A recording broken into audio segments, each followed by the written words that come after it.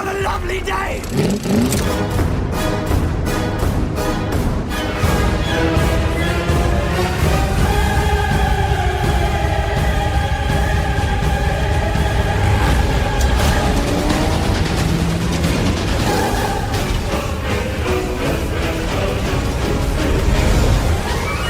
Welcome to the Mad Max Minute Podcast, the daily podcast where we break down Mad Max 1 minute at a time. I'm Rick. And I'm Julia. And today we are talking about minute 84, which begins with Toe Cutter telling Bubba to finish Max quickly, and it ends with Max limping back to his car as Toe Cutter speeds away. This minute is sad. I know it's not supposed to be sad. I know it's supposed to be, heroic and blah, blah, blah, blah, blah.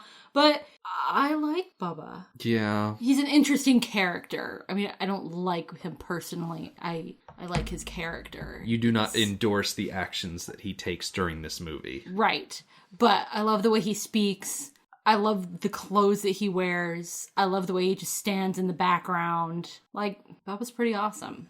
Yeah, we definitely lose one of the greats in this minute. Mm-hmm. For sure. So, we start this minute with Johnny standing in the same field that we left him standing in yesterday. Obviously, because these minutes all flow into one another, so I really shouldn't be all amazed at the fact that he's still there. But the main focus of this minute is going to be Max, who is still lying in the middle of the road, and his interactions directly with Toe Cutter and Bubba. So Toe Cutter rides up to Bubba, as I said yesterday. They've ridden past Max, and they're kind of coming around for another pass. And Toe Cutter says, "Quit toying, Bubba." And Bubba, in response, says, "Easy, I know what I'm doing."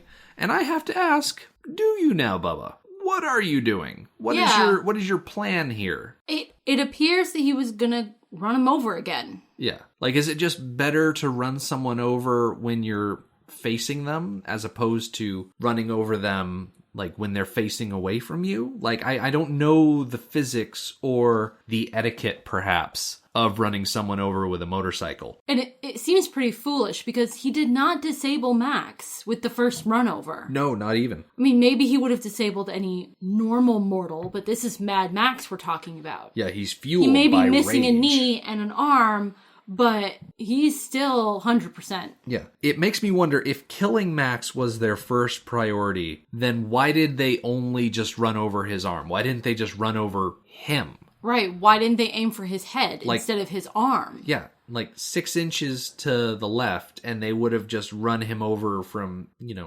tip to toe. Yeah. And that would have been the end, full stop. Movie over, roll credits, no more series. And we know they have weapons on them. They have melee and range weapons on them. Yeah. So there's no... like that. What's the point of toying with him? That exactly what spectacular Toe Cutter axe says. that Toe Cutter had during the Chevy wreck? Yeah. He could have just swung that down. Taking his head right off. Yeah. It just could have been so much easier. And because they tried to be creative with it, it cost both of them their lives. Yeah. Like, I feel like they fell into that classic villain trope where they get their hero at a severe disadvantage. And now, I'll grant you, it's not like Toe Cutter had some grand plan where he launched into this monologue about how great his plan is and how he's going to take over the world. But at the same time, they have Max at a disadvantage. He is literally just a turtle lying on his back. I think... And they botch it. Yes. I think the fault was Bubba's. Toe Cutter told him to stop toying with him and just do it. Yeah. And Bubba wanted to keep playing. If Bubba wanted to, kill Max slowly, to really toy with him, to pull a Clarence Boddicker and just torture him as he dies. He drove so far past Max to turn around. It's like, did he just think that he would continually run back over him again and again and again and Max not do something about it?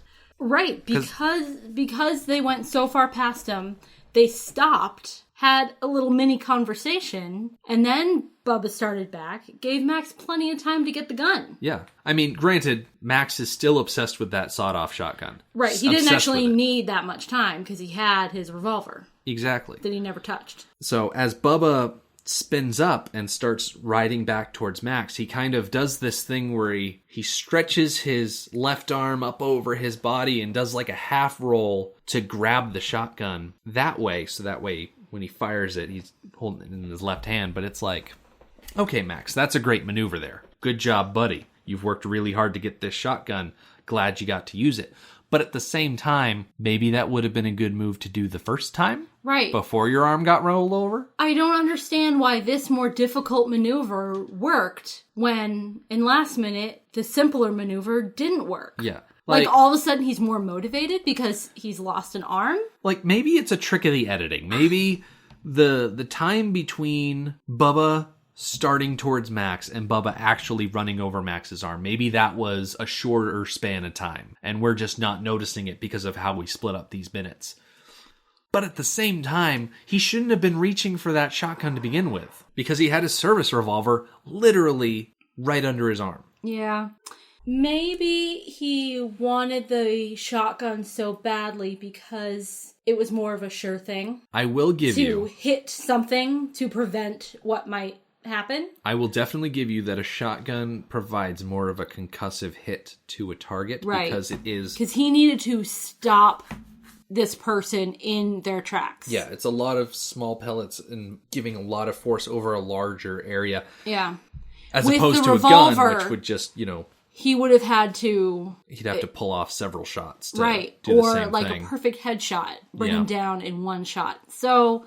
But at what point you're seeing a motorcycle come towards you, you know you're going to get run over, you can't reach the shotgun that you want, at what point do you give up and grab the revolver? Yeah. I don't know. I feel like that point should have been reached a lot sooner. Maybe. That's me. But That's me. the point is that it works the second time. Yep, he gets the shotgun, he aims it up, and then he fires at Bubba as Bubba is heading towards him. Yes. And poor Bubba, gone so soon, Yeah. gets hit squarely with that shotgun blast and flies backwards off his motorcycle. Yes. Like the amount of force required to unseat someone from a moving vehicle and then throw them backwards is way more than you would find in a shotgun like that. Yeah, it's absolutely. pure movie magic, and it is crazy to watch. Yes, it's funny that you say movie magic because I noticed a particular lack of movie magic in what happens to Bubba's bike afterwards. How it rolls past Max and just kind of flops over. And just flops over. It doesn't even go that far. No, which tells us that in, behind the scenes, that bike wasn't actually moving that fast. Yeah. Which, of course, it wasn't. Because, it only goes, I don't know, maybe 15 feet? Yeah. And it just falls over, no tumbling, no flare. Yeah. It Although just falls over. the space blanket that Yes, I did notice. Bubba keeps on there, it kind of half falls off. So, I mean, that's There you go. a bit of damage. Toe Yeah. Cutter will have to get a new potato blanket. Well, Toe Cutter will have to get a lot of new things. Yeah. Like a new body. A new gang. Right. From the point of view of the people left, from the point of view of Johnny and Toe Cutter, all their friends are dead. Yeah. Like, their entire support system, this gang, is gone. Yeah. As Bubba is killed, first of all, the shot of Bubba getting hit with the shotgun blast is, like I said, crazy. But one thing that people love to point out is that the stuntman that is pulled off of that motorcycle, you can see the wires that are attached to him. And it's really quick. It's not like the wires are fluorescent or anything like that, but you can just kind of see them wisping across the screen. Yeah. And in the crew commentary, they were talking about that, about how back when they made this movie, they didn't have the ability to go back on frames and just kind of paint out things like that. Mm-hmm. And so they just kind of left it in there. But it didn't bother me at all. Honestly, I didn't even notice it until you pointed it out. Yeah. But what's crazy about this is when Bubba flies off the back of the bike, he doesn't fly straight back. He kind of flies off kind of at an angle, as if he was a lot closer to Max than the movie makes you think when you see Bubba fly off. Because at the angle he's going, he's rolling off the road, which is where he eventually ends up. Now, I'm not saying that I've gone through and I've mapped trajectories or anything like that. But the fact that he does roll off the road and that the motorcycle rides by Max pretty severely, it's almost like Bubba wasn't going for another run him squarely over pass. It's almost like he was going to ride past him. I did notice that, and that also made me wonder what his plan is, because based on where the motorcycle ends up, he wasn't going to hit him. Yeah. So, yeah, I did wonder that. And of course they can't have him riding actually right towards Mel Gibson on the ground. So it's just one of those movie things. Yeah, there's a lot of questions about what Bubba was doing. He said he knows what he's doing, but I really don't believe that. He didn't communicate that to either Toe Cutter or us. Yeah, definitely not. Don't believe him. So, going back to what you said earlier, though, about, Johnny and Toe Cutter, their entire gang is being eliminated before their eyes, and Johnny is taking this instance to just get the hell out of Dodge. Yeah. Run over to his motorcycle, try and pick it up, as Max is getting to his feet. It's very telling about Johnny and Toe Cutter. It's still 2-on-1. Yeah. There's still two of them who are perfectly healthy. They have weapons. And against Max, who, yes, has weapons, but is severely injured. And their choice is to run away, both of them. Mm-hmm. So that's very, very telling about them and their personalities. I'm trying to decide what this says about Bubba, that when there were 3 of them, they were willing to fight. But when there's only 2 of them, that's when they're like, nope, we're cutting and running. Yeah. I don't know. Well, I'm not surprised that Johnny cut and ran so quickly. No, not at all. Because he's still new to the gang. Yes. I don't think he has near as much loyalty to Toe Cutter's cause as some of the other members would. Yeah. Because he is still so fresh. But the fact that Toe Cutter runs too, it's like I said, I forget which day I said it, but Toe Cutter is not a brave man. He is charismatic and he is good at making plans, obviously, because this one worked, but he's not a brave man. Like, he will cut and run at the first sign of trouble. And, he doesn't even consider sticking around because Bubba just died. No, and he hangs around barely longer than Johnny. And Johnny we can understand because we already know that he's a swiveling pile of goo. Yeah. But Toe Cutter's supposed to be the leader. He hangs on barely longer than Johnny. Yeah. I mean, as soon as Max starts getting to his feet, Toe Cutter is just sitting there, and you can kind of see on his face he's trying to figure out what to do. And yeah, it's not like he runs away necessarily with his tail between his legs. It's more of I'm running away to survive another day. But it's you've just lost your entire gang and your second in command to this guy, and his plan is just to run. Just leave it all behind. There was something about the way Toe Cutter takes off. First of all, he hisses at Max. Yeah. Which is, Toe Cutter being weird. And the way he rides away, it feels a little taunting. Mm-hmm. So I wonder if he's trying to draw Max out of what, I don't know. I think Max is never more vulnerable than right now. Yeah. Toe Cutter doesn't scramble. He moves very deliberately. Puts on his helmet very deliberately. Turns around very controlled. He turns to take one last look. And puts on his goggles to ride away. Yeah. Yeah, it's very deliberate, as if he's wanting to make sure he gets a real good look at Max so that he can run away and get a new gang and then hunt him down or something like that. Maybe. But it's he doesn't take any immediate action. He just runs. And it really flies in the face of the persona that I think he has been cultivating amongst his men all this time, that he is a powerful individual. Do you think that's why he ran now? Bubba's gone. Johnny's gone. Yeah. So do you think he saw, nobody's left to pay attention, so I'm going to run away? Yeah, I think these are his true colors shining through. He didn't need to keep up appearances for anybody who he demands respect from. Yeah. They were his true colors shining through. True colors, and that's why I love Hugh Keysburn as Toe Cutter. It makes me a little sad that he shows nothing by way of emotion for Bubba. Yeah. We've talked off and on throughout the movie about their relationship, and while I don't think we ever supposed it was affectionate, we supposed it was loyal and respectful. Yeah. And closer than any of the other members of the lieutenants. And Toe Cutter did not care at all. No, he was very cold about it. Yes. I think he certainly showed way more emotion for Knight Rider's death. Mm-hmm. Or at least he put on a show of having that level of emotion. Yes. For Knight Rider's death.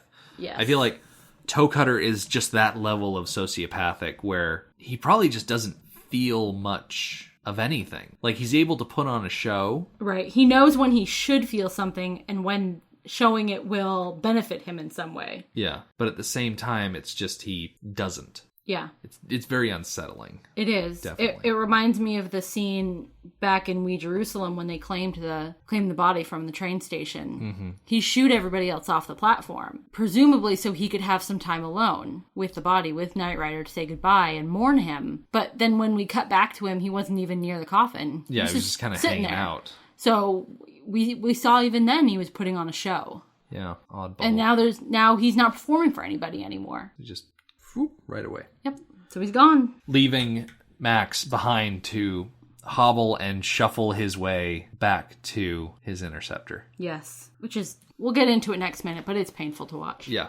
Most of tomorrow's minute at the end of the week is going to be Max just having a hard time. Hopping and shuffling and moving along, trying to get back to his car. And I gotta say, in this minute specifically, I love the score that comes in as he's getting up off of the pavement because it's very heroic. It's like, yeah, as he's getting up. Because, right, he's overcoming the odds and working through the pain to achieve his end goal. Yeah, he's so determined to not go out this way that he's powering through the pain. Because, yeah, he just got his arm run over. He just got his leg blasted. Yeah. Like, for all intents and purposes, he is, half taken out, so to speak. Yes. Like, he's got two limbs that are crippled at this point. Although, his arm is really not in bad of a shape as it really should be.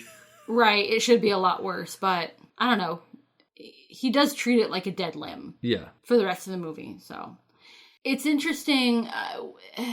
So far to this point, Max hasn't done anything morally reprehensible yet. Yes, he has killed people. Bubba was in self-defense. That's for dang sure. Although the 4 other guys, he ran them off the road. So he didn't, if they died of their injuries, it's kind of indirect from Max. So we can still have sympathy for Max and, still feel good about ourselves about that. Mm-hmm. He's still a hero. Yes, exactly. He's still a hero. He still gets that music. By the end of the movie, he doesn't get that music anymore. He does something morally reprehensible. Mm-hmm. And so he's still transitioning. And we've said this a couple of times, that he's still transitioning. It's not a switch that he just flicked and he's Mad Max. He is going mad over the course of these few minutes. Mm-hmm. Yeah, when you think about how each of the lieutenants go out, we've mentioned this several times, it feels like, even though it probably hasn't been that many. Kundalini is taken out by misfortune. His poor planning and infection or being taken in by police that show up to the farm. And then Starbuck and Diabando and Mudguts and Clunk are taken out by, not being good at chicken against a car that is like 4 times the size of their vehicle. Mm-hmm.